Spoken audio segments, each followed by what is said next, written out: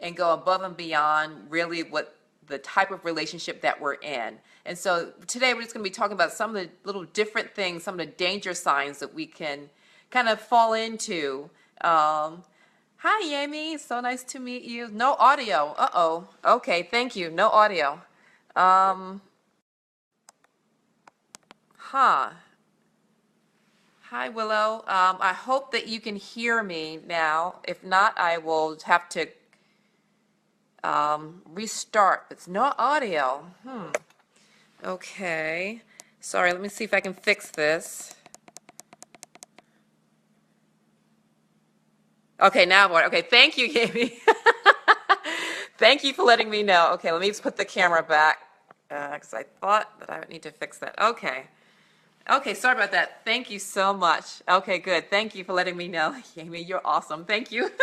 All right, so today is don't treat your boyfriend like a husband, okay? So that's today's topic. And sometimes, if we're in a new relationship or if we've been in a relationship for a while, sometimes we can kind of go above and beyond what type of relationship that we're in. And sometimes, we can, even, and this is especially if you've been married before, used to being a wife, you're used to doing all those things and just extending yourself and giving of yourself and being so selfless and giving and loving. And sometimes when we get into a relationship again, we fall into those same patterns, but the relationship really is not at that same level, okay? So what am I talking about? Laura, what are you talking about? This is really what I'm talking about. Especially if the guy that you're dating or you just met says, I'll never get married again. My last relationship was awful, or my marriage was terrible and I'll never get married again. If someone says that to you, believe him. Believe him. Please, I find so many women who fall into a situation where, they are really setting their hearts up to be hurt. And when I say that, I mean that, they think that they're going to be this big agent of change that's going to convince their boyfriend to marry them. And trust me when I tell you that got implanted in them way before they met you. That's something that they need to work out, on their own. I mean, that's something, fine. If you want, if he wants you to go to counseling with him or something like that, if you think that's going to be helpful, great, do that. But a lot of times that is really issues that he has to wrestle with and come to an understanding with his own heart. And that's fine. If it's helpful to talk to you about those things, great. But please don't put that burden on yourself to say that I'm going to be the one who's going to change him. Because let me just tell you the truth. God's not going to give you somebody you have to fix. Let me say that again. God is not going to give you someone you have to fix. And let me just tell you, let me push you out of the way and get to the front of the line because I just fell into this, okay? And so, after my divorce, I fell into that. Oh, let me help him. Oh, he came with this, I just need a break story. And I fell right into it face first and hit the concrete, okay? So I'm chuckling when I say that, but in all seriousness, please don't be like me, and all the education and book learning in the world, all those foo-foo degrees that I got, yeah, I fell into that, okay? So just know, it happens to the best of us. Sometimes our hearts and our emotions get all mixed up in all this muckety muck that God has no intention for us to walk through, okay? So just know that. No condemnation. No condemnation. If you feel like this is you, if this really resonates with you, no condemnation. Not to wait to turn things around, okay? So this is some of the things that you can look out for, okay? So I'm looking at my notes. Okay. Just be careful. Because sometimes when we can meet some folks and we're not quite sure, where they're coming from, we can meet someone who wants to use or does use classic manipulation tactics. What do I mean by that? If they know that we want to be married, they'll start to capitalize on that and start to entice us to start to act like we're their wives. Or if they think that we have a fear of being alone, they'll try to capitalize on that and start manipulating and doing certain things and saying certain things. Whatever they feel is our weakness, they will exploit that and use that as a means to try to get us to go above and beyond what the relationship calls for. Now, what does that usually boils down to? Two things: money, and it always does, right? Money and major life decisions. And so, and it's okay if yes, it's okay if you don't want to get married. That's fine. But that has to be reciprocal. So in other words, he's not still acting like a boyfriend and you're acting like a wife, because that's where the imbalance is. If he's going above and beyond and he's doing, all the things that husbands do, that's great. But the situation what I'm talking about is he's still treating you and acting as if he's the boyfriend, but he wants you to go above and beyond, and he's not reciprocating. So thank you for letting me clarify that. Yes, you're absolutely, if you don't want to get married, because sometimes marriage isn't for everybody. And sometimes some people who have been married don't want to get remarried, and that's fine. My dad, case in point, my father married, when my parents got divorced, I was 5 years old. My father never remarried. He was single for 41 years until he passed away. So, even my dad, yes, something he just didn't want to get remarried, and that's fine. That's fine. But if he's not reciprocating, don't go above and beyond. And usually what that means, again, is usually money and life decisions. So what do I mean by that? Watch out for the guy who wants you to share your money with him as if he's your husband and he's not reciprocating. For example, don't open up a joint bank account. Okay? If he's I never want to do this, and I'll never I'll never want to have that level of relationship in my life again, don't open up a joint bank account with him, okay? Don't put your paycheck into his account, okay? I find that, he's like, we don't have a joint account, but, he has my paycheck. I'm like, no, please don't do that. Or he'll ask you to risk your credit for him. What do I mean by that? Like co-signing a loan for him, or asking you to sign for a house or for an apartment with him, or for a car with him. He'll say, help me get a down payment for my car. Help me get caught up in my child support. I'll always be behind. Help me.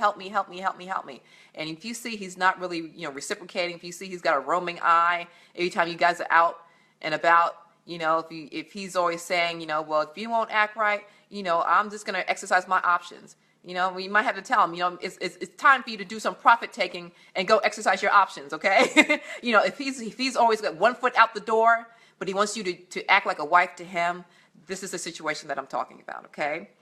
So just be very, very careful. I mean, it's fine to give each other gifts, for special occasions, or even just because, just give him a gift, that's fine.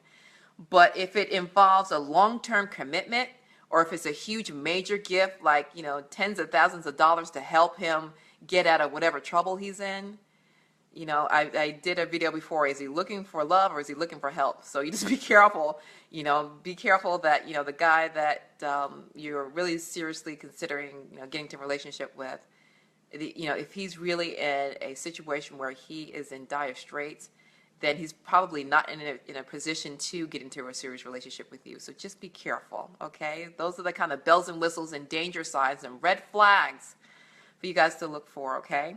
So the second one, number 2, major life decisions. What do I mean by that? Okay, you see this most when it comes to making decisions about your job, about your career. Your boyfriend shouldn't ask you to forego certain job opportunities. If you've got the great job that's gonna, you're gonna have to move out of state, that's a decision that you alone should make. He's fine. If he wants to give his opinion, that's fine. Or, if you ask him, what do you think about this job opportunity? Do you think it's, worth the risk of me doing X, Y, and Z? That's fine for him to give his opinion. But if he's saying, no, you shouldn't, no, I don't want you, no, you shouldn't, I don't want you to do X, Y, and Z, and don't do it. And, again, he's not being loving and being your financial covering and being your spiritual covering and doing all the things that husbands should do, even though you guys may not be legally married. Be very, very careful.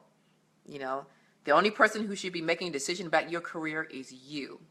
That's the bottom line, So if he's asking you not to move out of state, if he's asking you not to take that higher paying job that's going to make you, move 100 miles away,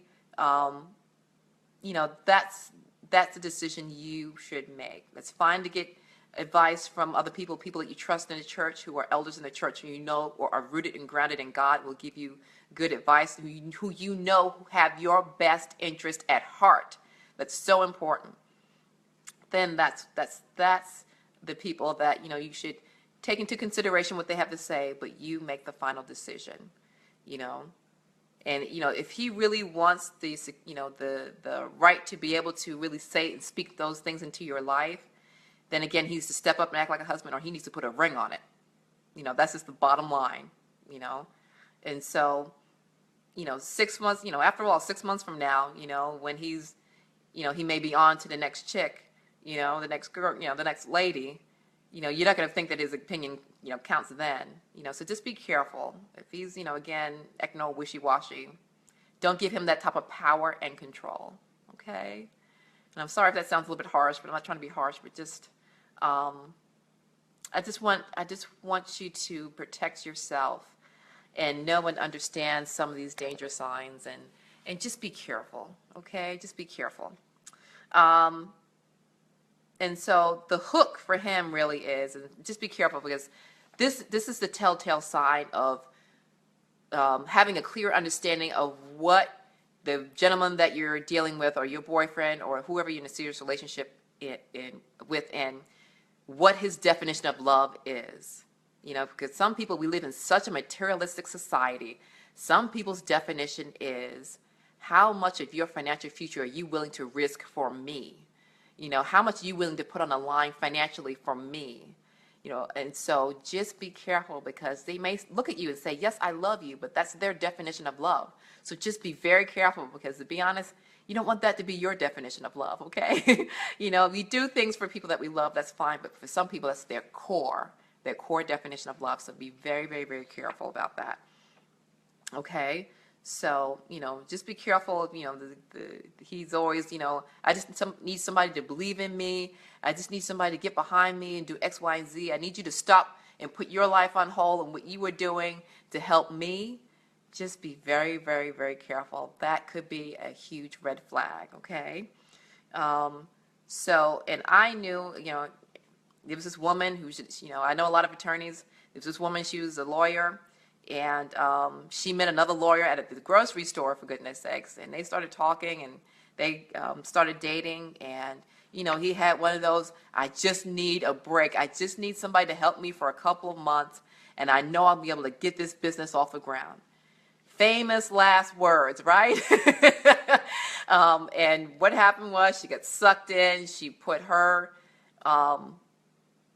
what she was doing to grow her business and set up her business. She put that aside and started trying to help him, you know, for the majority of the day, for the majority of the weeks, you know, for these couple of months, and months turned into more months. And, you know, before she knew it, you know, she's put her stuff on hold and was all engrossed, and figured out, you know, midway in, she's been pretty deep. She's, you know, pretty much up here neck level, right? She realized, hey, you know, he's not the man he was 20 years ago, 30 years ago, you know, when he had all this other stuff going on. And he was rocking and rolling and one of the movers and shakers in his community. He was so now engrossed in bitterness and hatred, especially towards his ex-wife. He hadn't seen her in 18 years, but he's talking about her like he just saw her yesterday. You know, like they just walked out the courthouse with their divorce yesterday. You know, they didn't have any kids together, you know, and she, you know, she just realized, oh my God, he's so bound up in all this other stuff. He can't launch this thing because he's so distracted. And even if he did, he just doesn't have the stuff to be able to run this company that he's trying to start. A great business idea, doesn't have the stuff to do it. Oh my goodness. Oh my goodness. Now she's, you know, neck deep. Okay, there we go. She's put her stuff off, and she finds herself in this position. And this young lady, again, was me. It was me. Like I said, all the book learning in the world, that was me. And unfortunately, you know, I ended up, you know, cutting it off, but I wasted months of, you know, not getting my business where it needed to be, not working on that, you know, 24/7 like I should have. Got sucked in. Can't you just give me some help, you know? You know, and you know, God bless them. You know, I speak a blessing over him and wish him well. Good for him. I hope, he does end up rooting out a lot of that bitterness and hatred, because, quite frankly, I think it was making him sick, literally. He would wake up with such a pain in his gut. It would wake him up out of a sound sleep almost every night. God bless him. I hope that he's healed. I really sincerely mean that. All jokes aside, I sincerely mean that. And speak a blessing over him. And I pray that he's doing a lot better emotionally and physically than the last time I spoke to him. But so just know, it happens to the best of us. I don't want it to happen to you. That's why I'm doing this video, okay? So I hope that you found that helpful, some of the red flags to look for. Again, control over your money and control over making major life decisions for you. And again, a lot of that has to deal usually with career choices and job choices and all that good, all of those things that are really so core to us and so important to us. It's how we survive, right? It is the main resources that God puts in our hands, for us to be good stewards of our money and our time and what we're doing to help others and what we do to sustain ourselves. So, just be very careful. If he's not reciprocating, please don't give somebody else that amount of power and control over your life, all right? So, ladies, thank you so much for spending some of your lunch with me. This is Lunch with Laura. Let me know. I'd love to hear from you. I'm not sure if I'm still going to continue to do these videos. I think I'm probably going to give it 2 more weeks. I'll see, continue to see what the response is. And sometimes maybe it's me. I'm not giving you the topics and subjects that really mean the most to you. So I'm going to continue to work on that and do my part on my end, all right? So thank you so much, ladies. I'll see you tomorrow. Bye-bye.